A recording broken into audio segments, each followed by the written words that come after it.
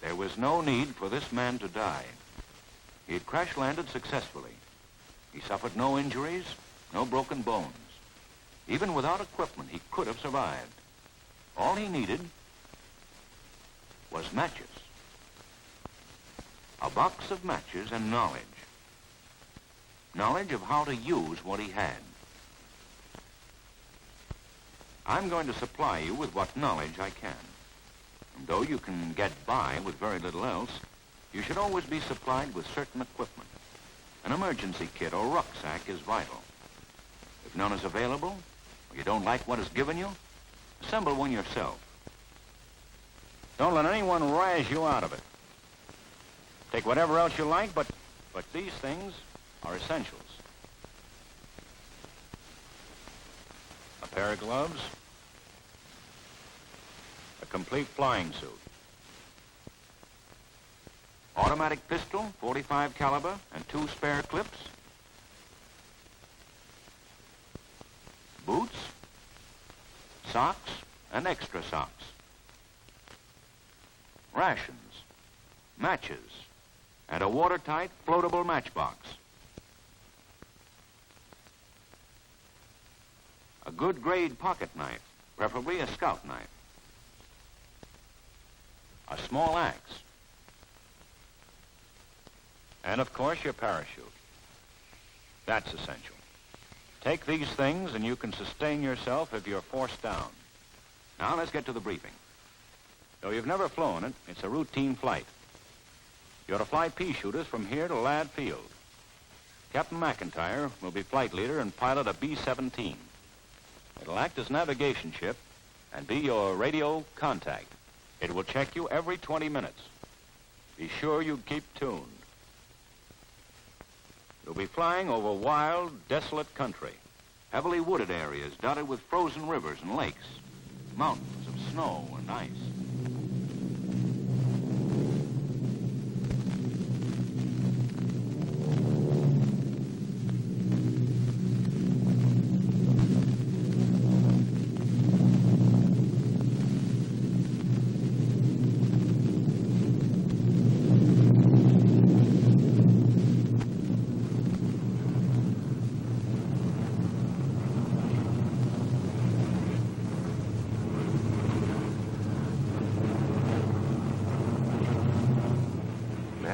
What a world. What an Air Corps.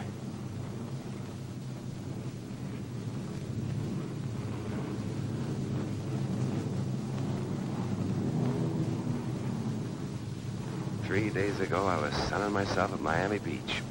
Now look at me, flying over snow country. Joe, I mean snow.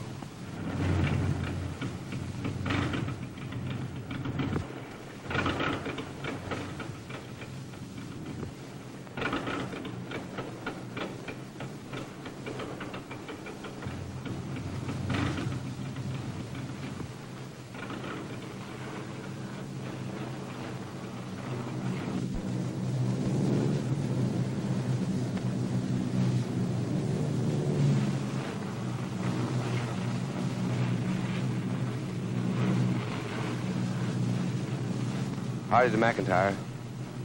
Howdy to McIntyre.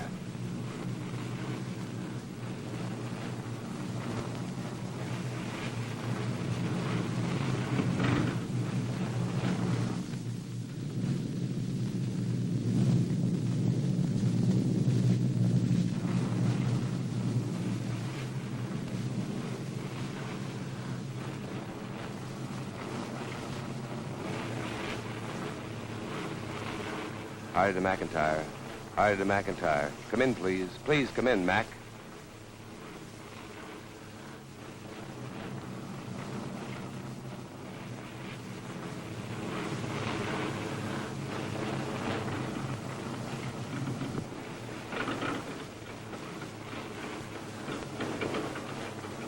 Howdy to briefing officer. Come in, please. Brother, please come in and talk like you never talked before.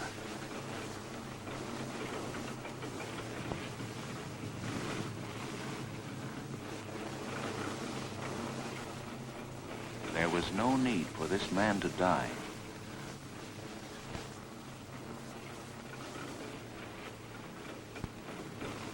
bail out. Don't bail out.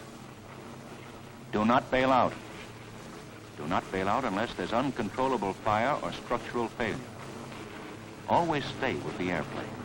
It affords protection on the ground and greatly increases your chances of being seen by searchers.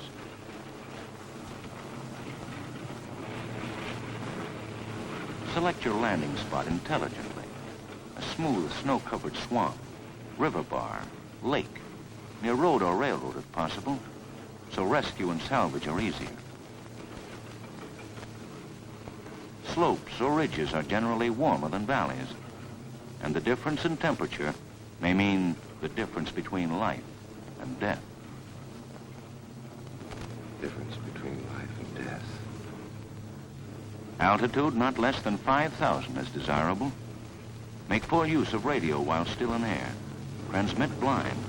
Conditions, position, topography, landmarks. Make a slow landing.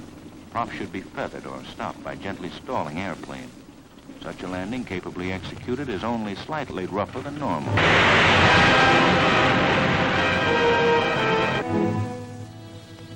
Don't get out of plane unless absolutely necessary.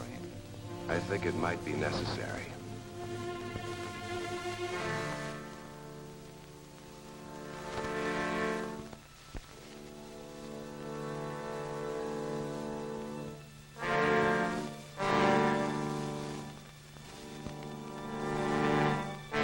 Well, I'm down, and all in one piece, I think.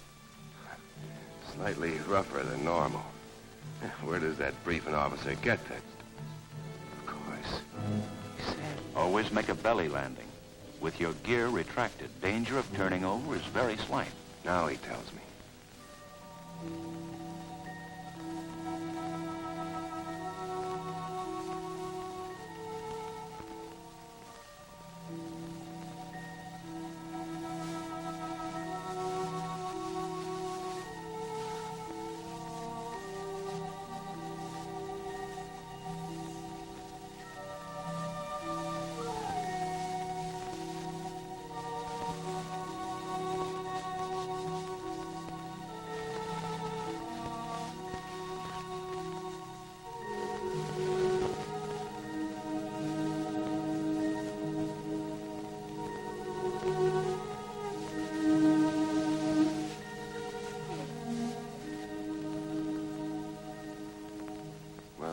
Standing around here.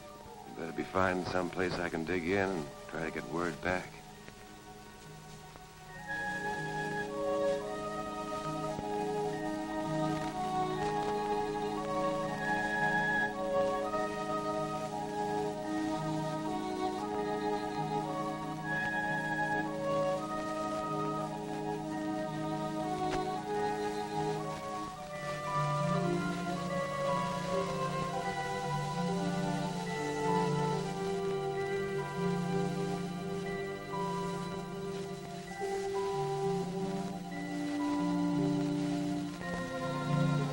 Walking over wilderness areas is a tremendous job.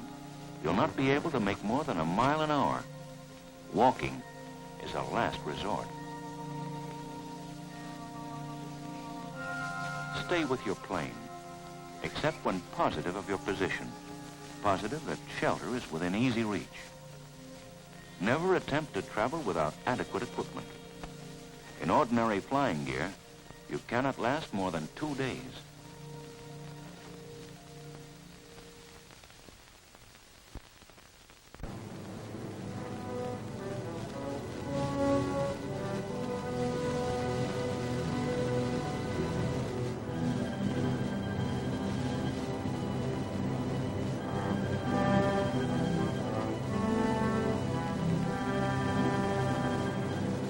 McIntyre to Hardy. McIntyre to Hardy. Come in, Hardy. Formation, continue on to Ladd Field. I'll search back along flight line for Hardy.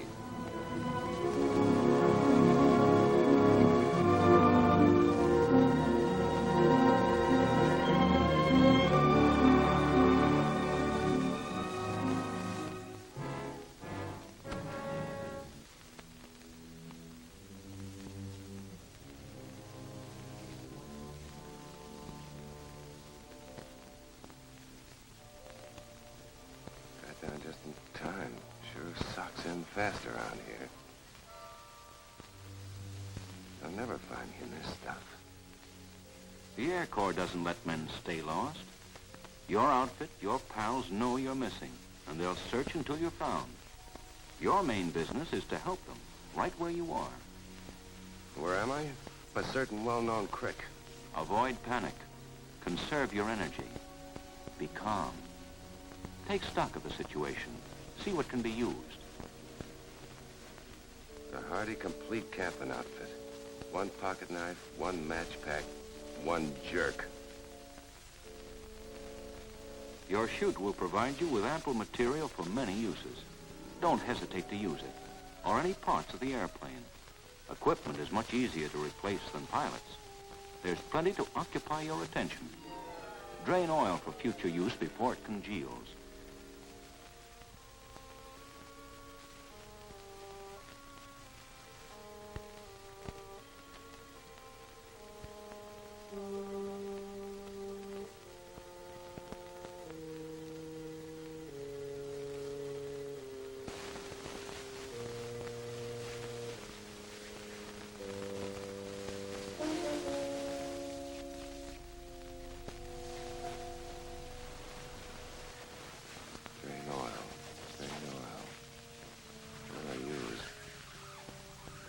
Map case. That's as good as anything.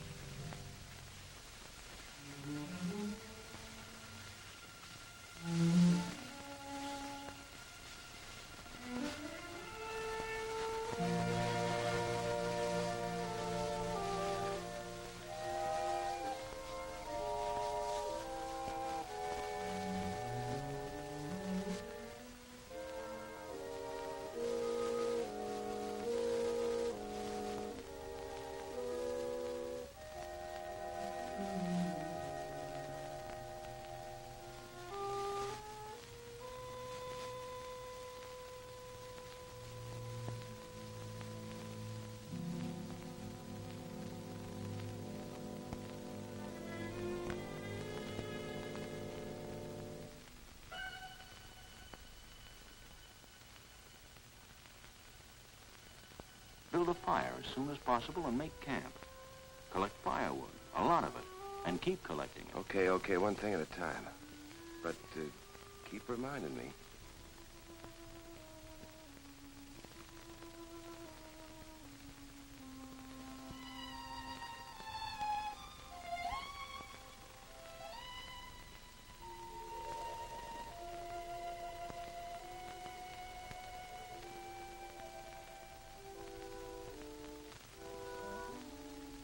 Collect firewood.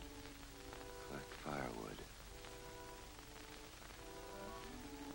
Now, what kind of firewood do I get? It's hard to tell dead from dormant wood in extreme cold. But look for dead wood. It burns more easily.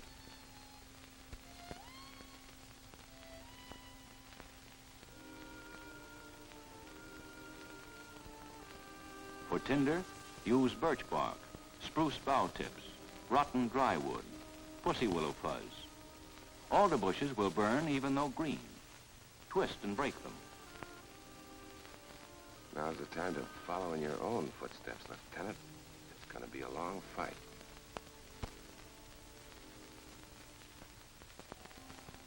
Round 2 coming up. The wood sure got all the weight in this bout. Don't expend energy aimlessly. Plan your actions. Get the most done for every effort. Great old second, that briefing officer. Plan actions. Plan actions. What can I use as a sled to haul wood? Well, that ought to do it.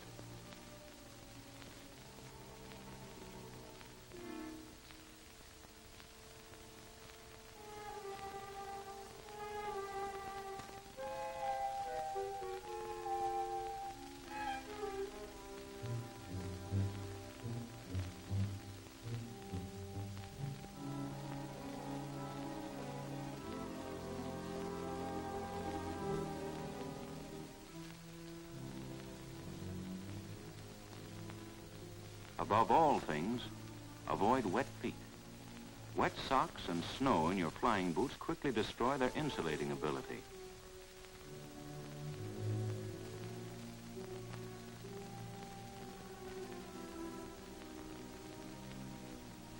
Tie your trousers on the outside to prevent snow from packing in. I better start remembering these things before they happen. No wonder my dogs are cold and wet.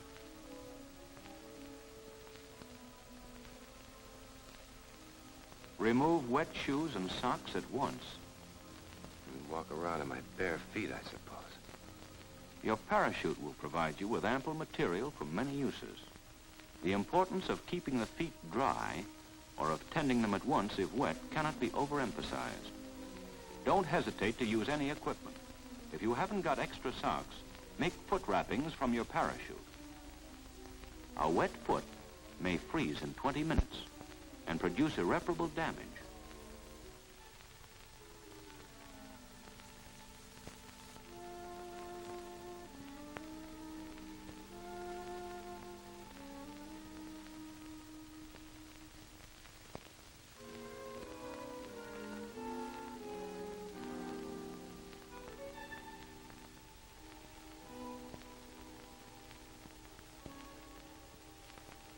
We spread it on the wing, we cut it better. Lieutenant, sometimes your cleverness amazes me. Cut material into strips about 10 inches wide and 6 feet long.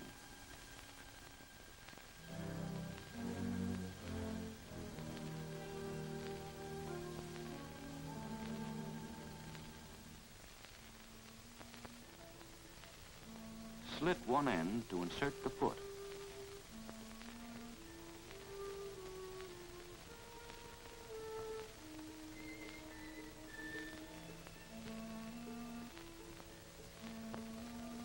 Put the strips next to your body to warm the silk.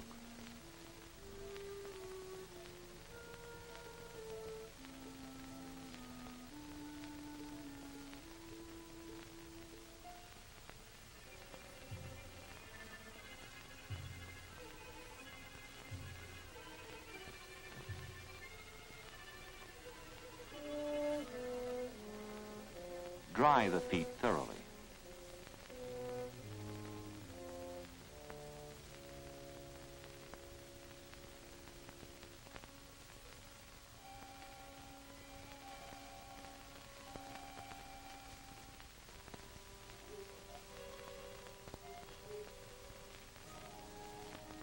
Make sure there's no snow on the material and wrap the strips, not tightly, around your foot and ankle.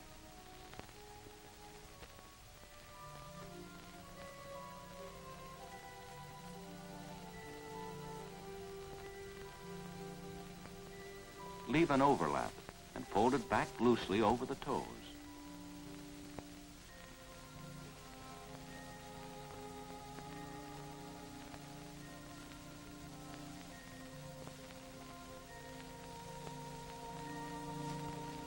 Continue wrapping so that there are at least 3 layers of cloth over each part of the foot.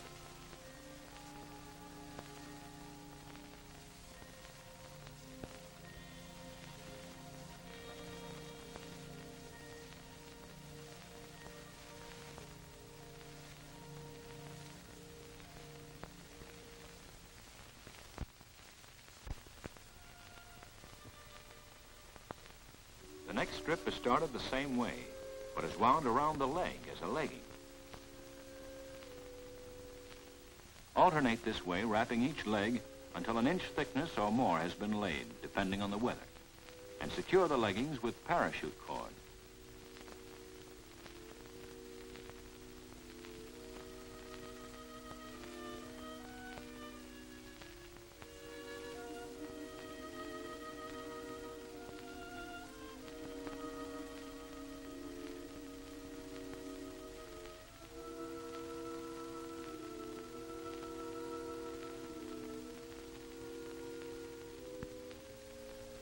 How the hell will I get my boots on? Don't wear your boots over these wrappings. They're too tight, and when wet, they're not easily dried. Cut canvas from an engine cover or the chute pack itself.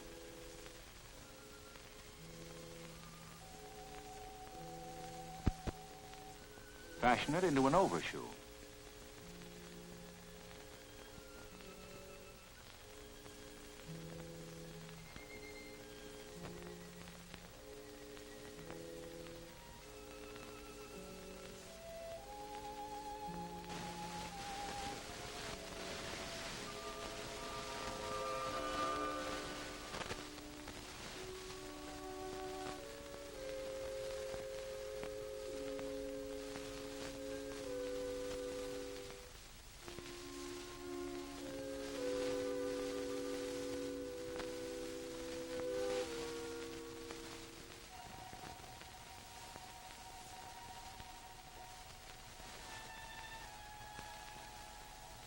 You'll find you have a kind of mukluk, Eskimo footgear, that will keep your feet warm and dry. Remember, your feet must be protected at all costs. And it's not as easy to tell when your feet approach the freezing point as other parts of the body. Hands, nose, cheeks, chin, and forehead are also easily subject to frostbite. You won't feel it, for it doesn't hurt, but gray and white patches appear on the skin. Watch your face for this evidence of it. Watch my face? It won't work, friend. I forgot to bring my other head. Wrinkle your face from time to time to discover any stiffness. If the flight surgeon who passed me could only see me now. Let's take a look at this in the mirror.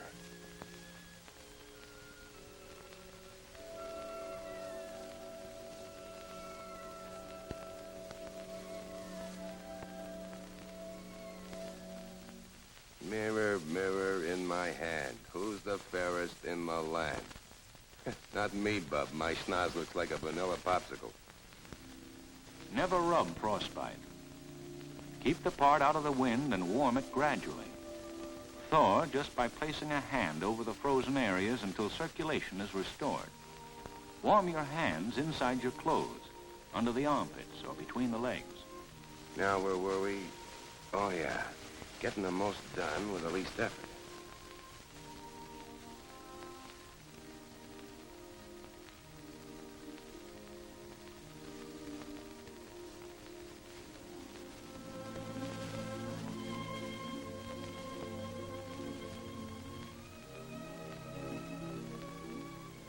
Soak pieces of canvas in the oil for future use in lighting fires or making smoke signals.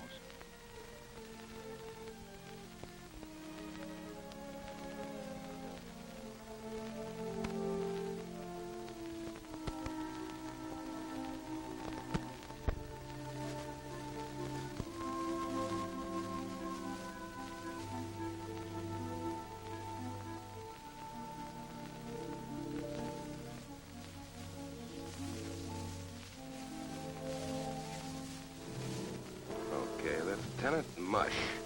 Mush on back for that wood. Boy, I never thought I'd wind up as a one-man dog team.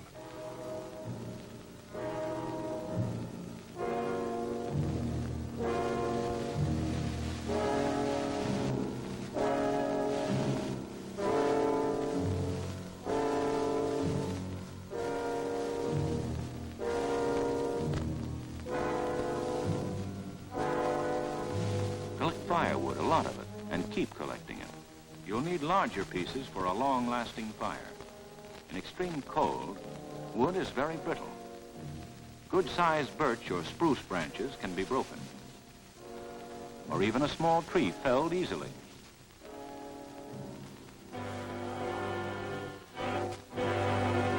And me with it.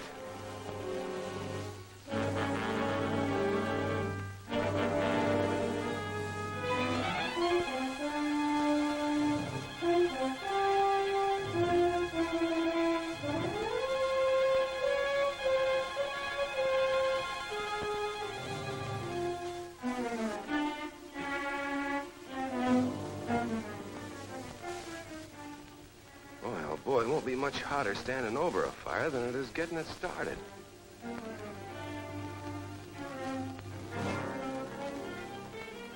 Always unbutton or remove clothing layer by layer before you start to perspire. You must keep clothes dry and free from perspiration. Damp clothes, especially wool, lose their insulating quality and cause freezing. Moisture conducts heat away from the body, Men literally go out from conduction. All right, but all I gotta say is this is a hell of a spot for a striptease. In working or traveling at 40 below, men can strip down to their shirt sleeves and be safer than when fully clothed. Do. Yes, and as warm. Yeah, I guess I'm old-fashioned, but it seems to me I ought to wear a lot of clothes when I'm up to my crotch in snow. Tight clothing is dangerous. It impairs the circulation. Always permit free passage of air. Leave the clothing loose around the body, tight at the neck, and snug at the wrist. That traps the warm air, and the cold air being heavier won't rise. Like me tomorrow morning. Freezing to death often results from becoming overheated. All right. What good is all this remembering? What am I knocking myself silly for? They'll probably never find me. Probably haven't even any idea where I am. If our radio checks are okay, then he should be down right about here. Frank, how's the weather? A little on the stinky side, Mac. Well, we want to get up and look for Hardy first thing in the morning. There are heavy clouds and moderate icing in the pass, and low ceilings over most of the route. Might lift some overnight, though. Well, order the best, because we're going to start searching tomorrow in anything better than 00.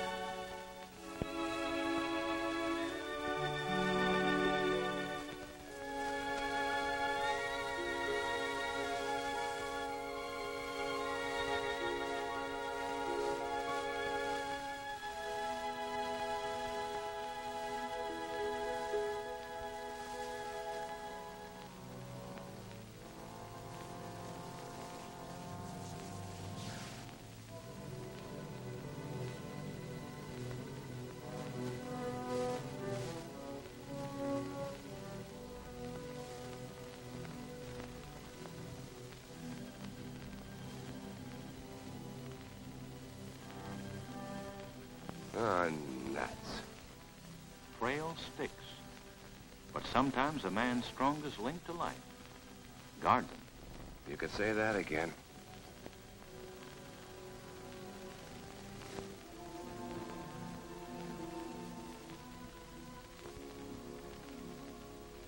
Briefer, boy, you really called it. This tinder burns like a top sarge.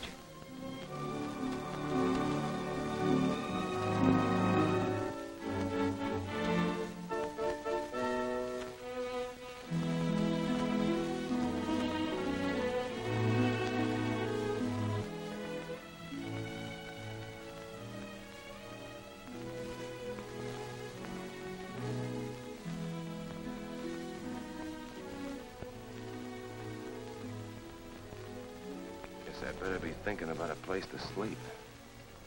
Pick a spot protected from the wind. A good sheltered place that will not be covered with drifting snow. Clear it.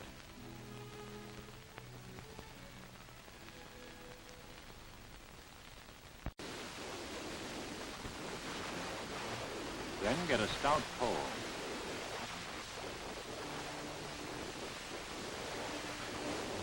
Give him the XXX square. Right this neck. Yeah, we're not bringing the XXX.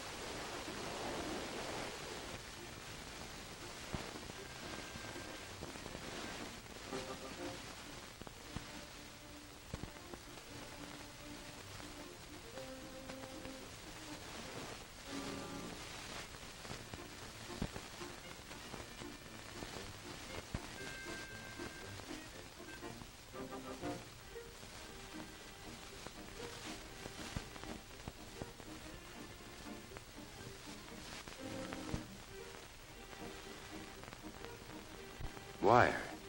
That's what I get. Wire for bracing.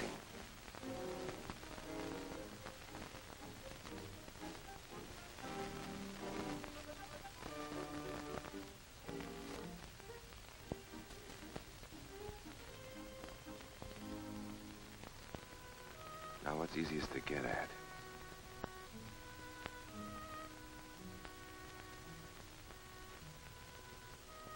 control cables in the flaps. Perfect. It's using your beam left, Lieutenant.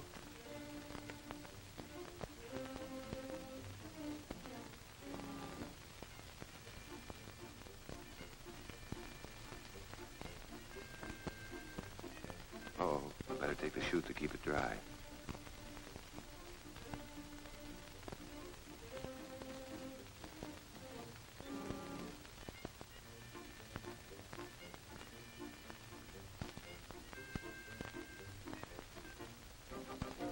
Lay the pole from the crotch of one tree to the other.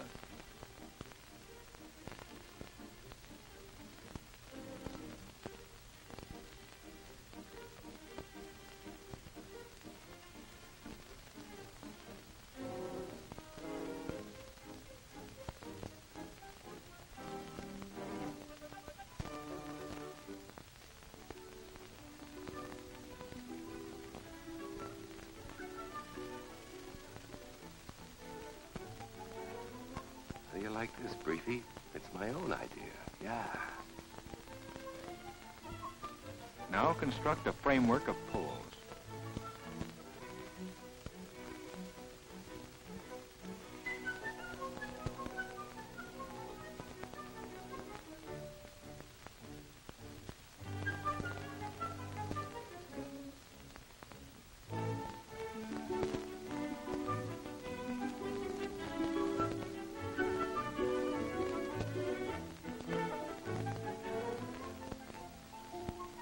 Lean spruce or evergreen boughs against the sides, pointing the twigs downward.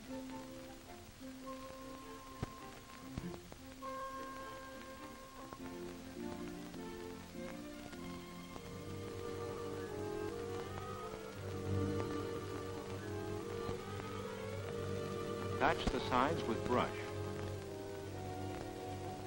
And then chink it with snow, banking it well at the bottom to keep the wind from blowing in under it. If this storm keeps up, that's one job I won't have to do.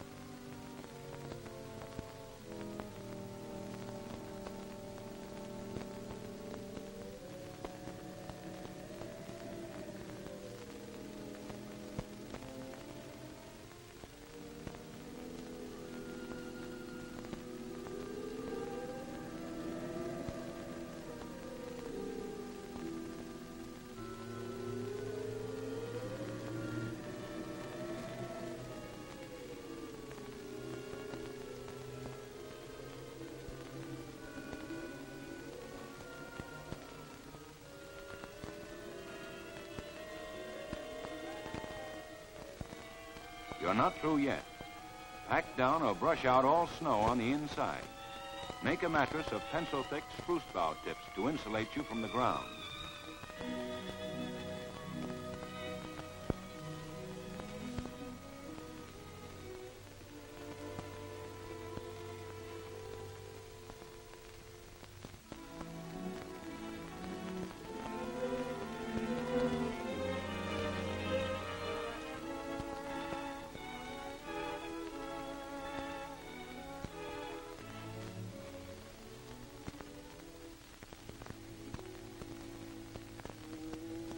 And with your fire in front of the opening, you'll have a comfortable wickie up.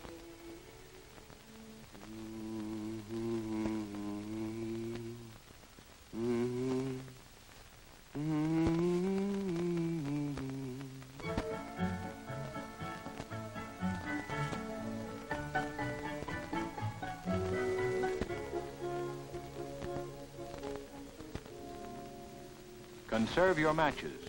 Don't smoke unless you get a light from the fire.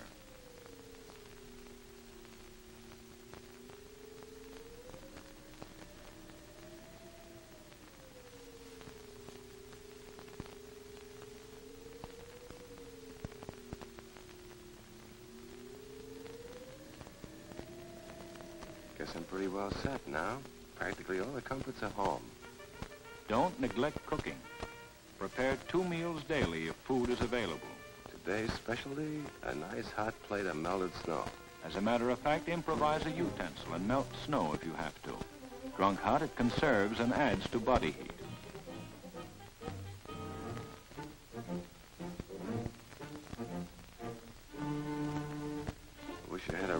for boiled boots.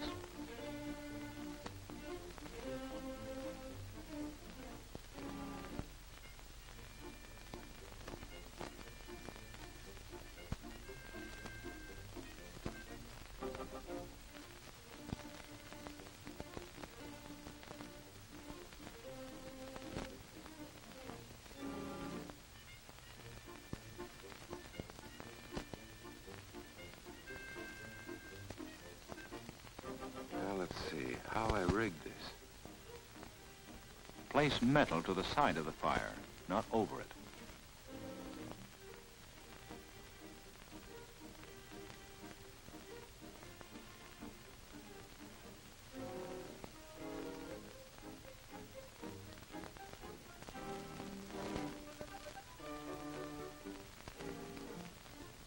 I could at least have had hot chocolate if I'd have brought along a chocolate bar.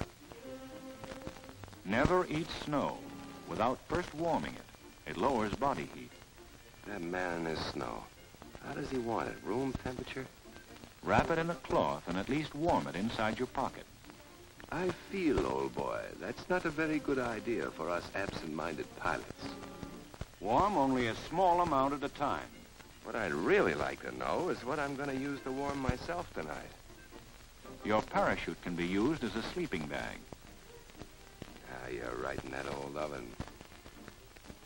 Better have a dress rehearsal to see how this works. After all, it's not my regular nightshirt.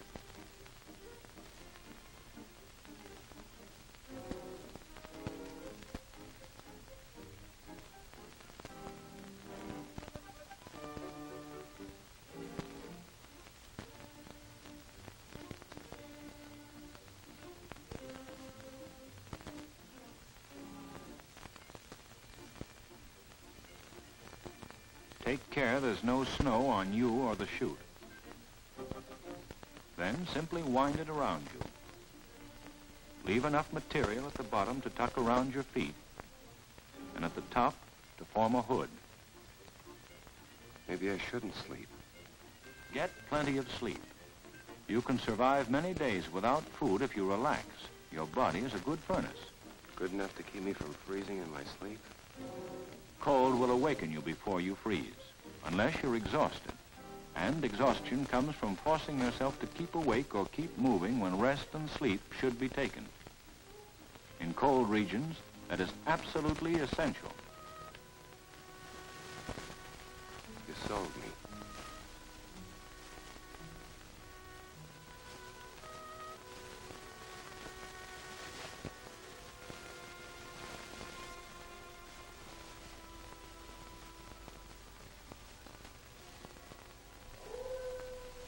Holy Moses, what's that?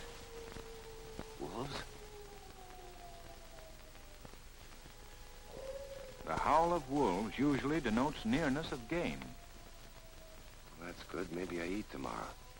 Why didn't I bring my 45 or that over and under? Nearness of game. Maybe meat? Generally, you have nothing to fear from wolves. Once they get the man scent, they won't attack unless you run. Just stand stock still. Mister, you stand stock still. If a pack of wolves come around to take census, they'll interview me from the top of the nearest tree. Stand still to escape wolves. Thrash around to drive sharks away. The things you gotta know to be a flyer.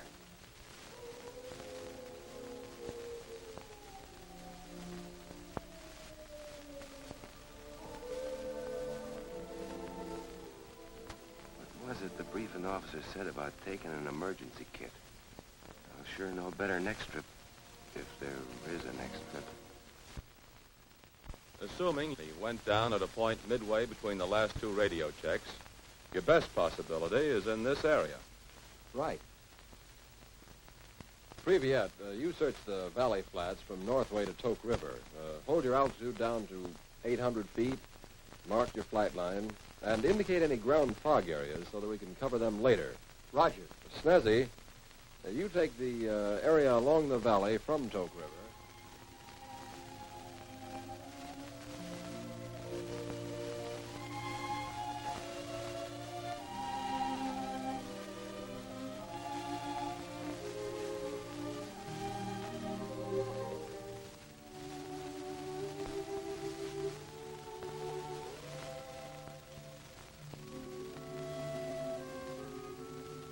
pretty, baby. Your brothers seem to be doing their share, and you're made of the same stuff. Mixed green and dry wood.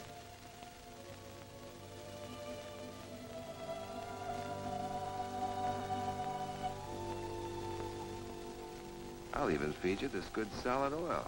Chew it up, nice and smoky. Satisfied, Mr. Briefing Officer? They're your universally recognized distress signals. 3 smoke columns by day, 3 fires by night. I sure hope somebody comes around to admire them. Don't despair, even though weather conditions might delay rescue operations several days. Keep your fires going, even in overcast. You can almost be sure you'll be picked up if you make a determined effort to call yourself to the attention of searchers. Right now, I aim to catch me a rabbit. In snow country, rabbits can be snared with ridiculous ease. You can use safety wire. Look, man, I learned this one when I was a kid. In deep snow, rabbits must keep to their runs to avoid floundering. I know that.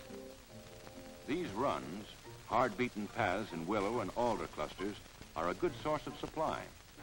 You don't have to tell me.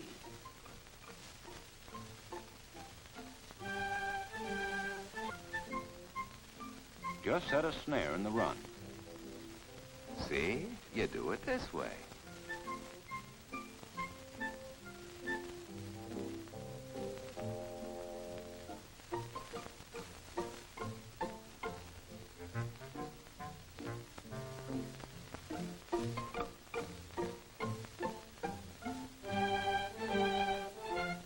Leave clearance enough so that the rabbit is bound to head into the loop.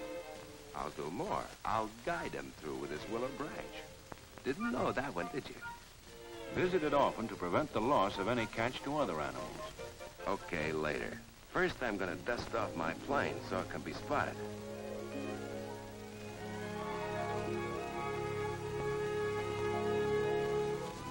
You can sometimes fish successfully by melting a hole in the ice of a stream or lake.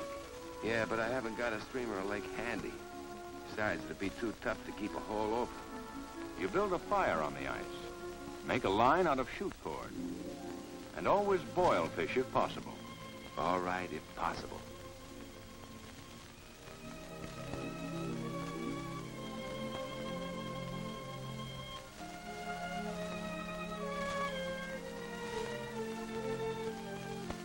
That takes care of that. To make your plane even more visible from the air, put bright-colored or reflecting objects on the wings. There, that ought to be enough to attract them. Your radio may even be used after a crash landing. Radio, I forgot about that.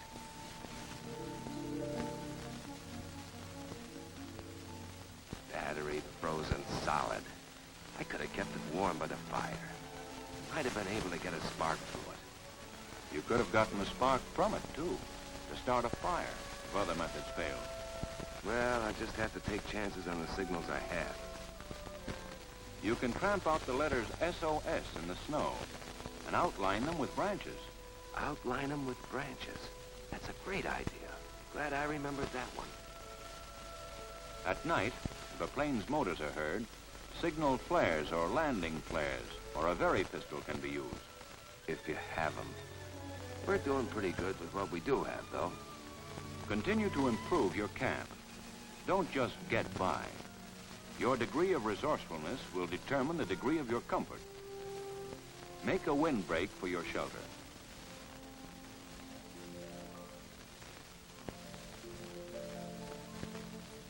Avoid snow blindness.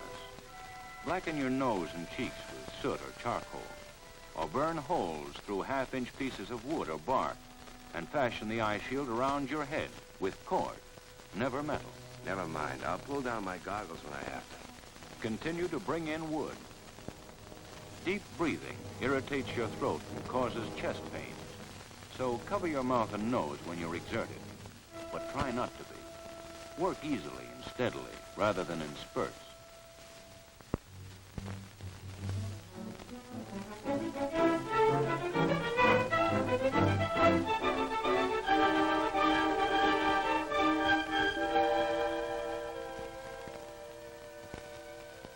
Construct supports. Dry your clothes socks, boots, sleeping bag.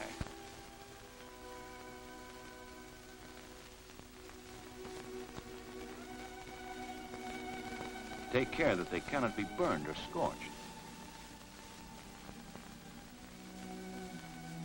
Strengthen and insulate your shelter well.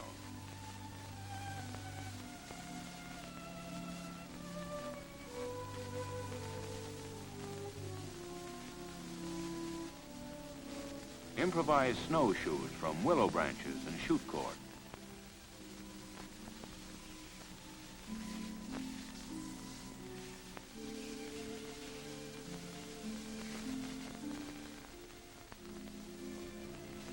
Now, let's see about using this.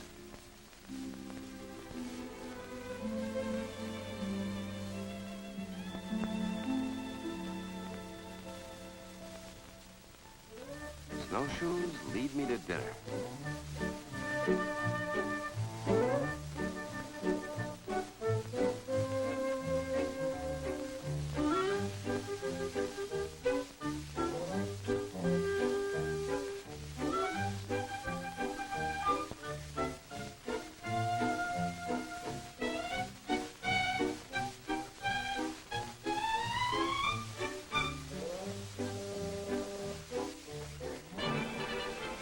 Brer Rabbit, patriot. He serves his country by being served to a guy who's serving his country.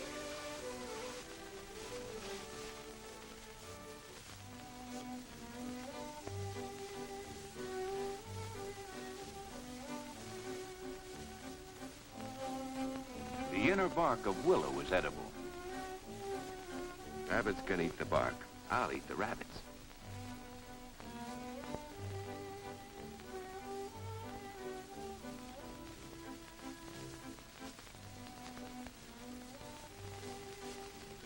Chunks of meat should be removed 2 minutes after the water boils to preserve essential vitamins.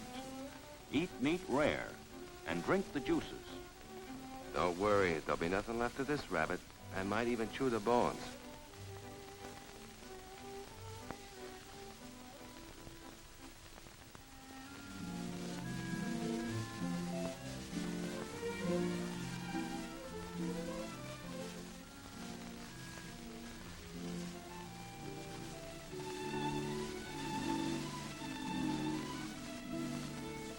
Happy T.O., Breathy, and top this for drinking. Hubcat to hubcup. Proud of me? Not bad for an amateur, huh? If forced to subsist more than a week on rabbit meat alone, extreme weakness results. Maybe so, but right now I feel strong enough to tramp out that SOS. Come join us, the bright, happy band. By the strong arm of temperance, we've taken our stand. We don't smoke tobacco because we do think that all boys who smoke it...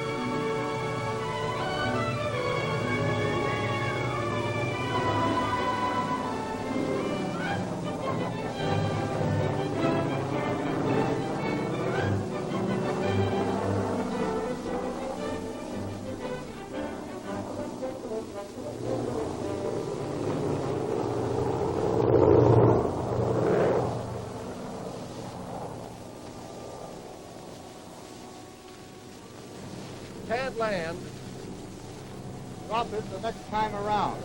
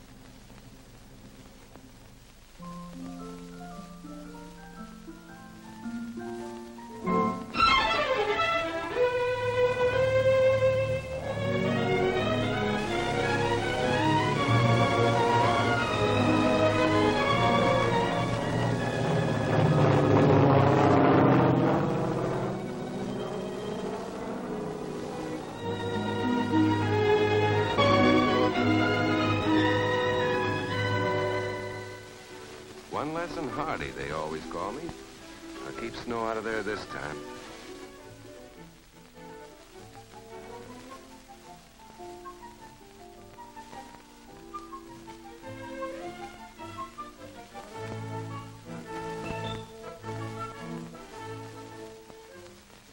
Now, why didn't I bring that along? Or any of these things?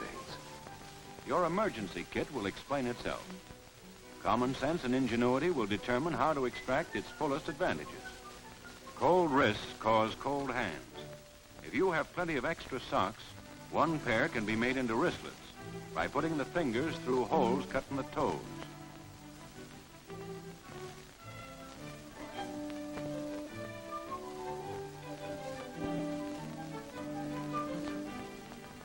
Gee, I could settle down here and set up a trading post.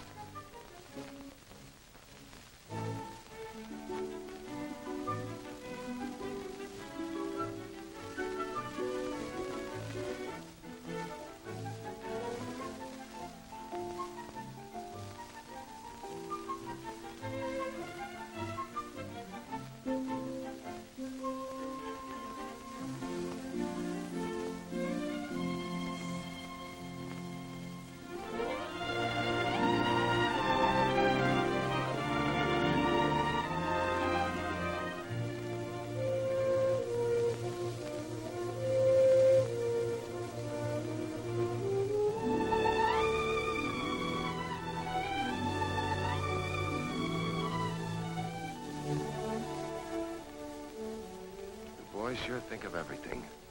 Now, if they just top it off with a good shot of brandy. Do not drink liquor. It remains fluid at very low temperatures and will seriously rob the body of heat. Okay, but something tells me when I get out of this, I'm going to get myself seriously robbed.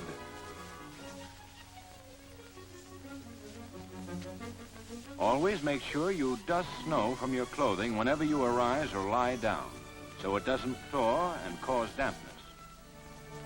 Feet, being the first part of the body to chill, should be nearest the fire.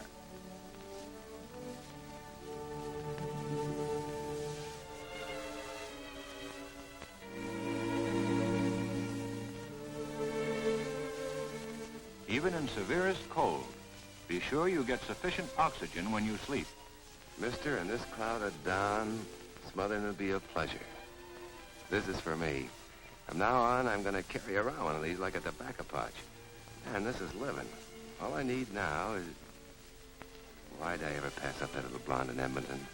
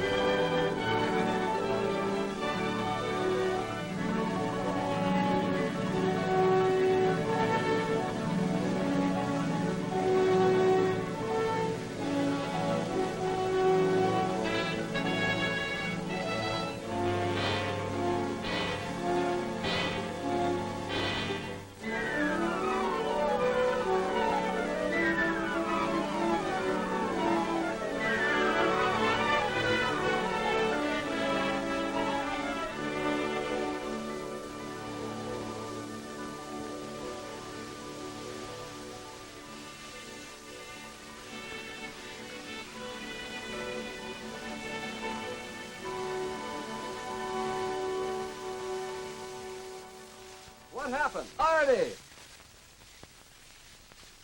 Are you all right? You want anything? Yes. Some pin-up girls for these walls. Come on, Hardy. Say it'd be better if we left you here to die. You kidding us like that? Why, you old son.